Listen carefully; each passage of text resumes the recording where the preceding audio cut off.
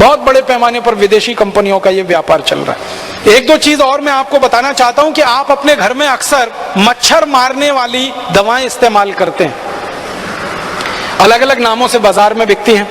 कोई जो है लिक्विड फॉर्म में आती है, आप उसको लगा देते हैं, कोई तो टिकिया के फॉर्म में आती है, आप उसको इस्तेमाल करते हैं, कोई तो कॉइल के फॉर्म में आती है, आप उसको इस्तेमाल करते हैं। कॉइल के रूप में मच्छर मारने वाली कोई भी दवा इस्तेमाल करें, टिकिया के रूप में इस्तेमाल करें या लिक्विड के रूप में इस्तेमाल करें, उनमें जो इस्तेमाल होने वाला केमिकल है वो डी एथिलीन है, वो मेल्फोक्विन है और वो फॉस्फीन है। ये तीन खतरनाक केमिकल हैं जो इस्तेमाल होते हैं, और ये तीनों केमिकल यूरोप और अमेरिका के 56 देशों में बंद है और 20 साल से बंद है।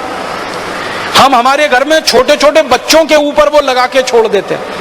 मैंने कई घरों में देखा 2 महीने के 3 महीने के छोटे छोटे बच्चे सो रहे हैं और उनके नजदीक में वो कॉइल जल रहा है जिसका धुआं नाक के रास्ते से बच्चे के फेफड़े में उतर रहा है। वैज्ञानिकों का यह कहना है कि ये मच्छर मारने वाली दवाएं अंत में मनुष्य को मार देती हैं। कई बार क्या होता है, मच्छर तो इनसे मरते नहीं है, मनुष्य मर जाते हैं जिनके लिए ये दवाएं इस्तेमाल हो रही हैं।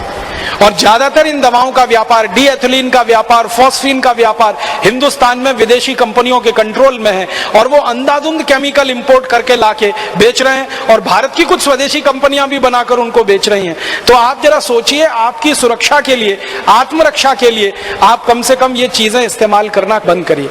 फिर आप बोलेंगे मच्छर तो हैं, उनका तो क्या उपाय है? सबसे अच्छा उपाय है मच्छरदानी लगा के सोइए। स्वदेशी है, सस्ती है, क्वालिटी में अच्छी है, सारे देश में उत्तर से दक्षिण पूरब से पश्चिम मिलती है और कोई साइड इफेक्ट नहीं है, कोई एक्सपायरी डेट नहीं है, एक बार खरीदी तो 20-25 साल चलेगी। और तरह तरह की मच्छरदानियां आने लगी हैं।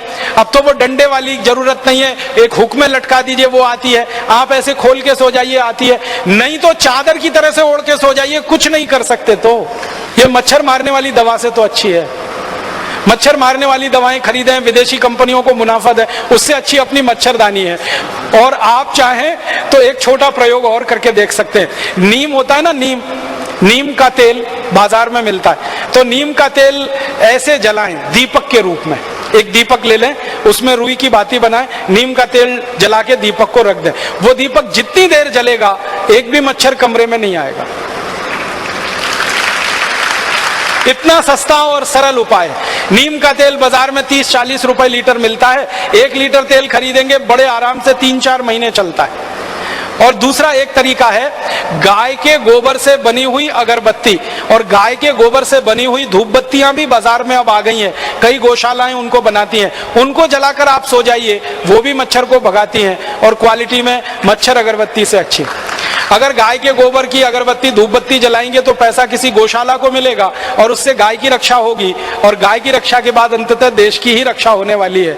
और अगर आप मच्छर अगरबत्ती खरीदेंगे तो पैसा किसी विदेशी कंपनी के पास जाएगा और उस पैसे से आपका भी नुकसान, देश का भी नुकसान हो जाएगा।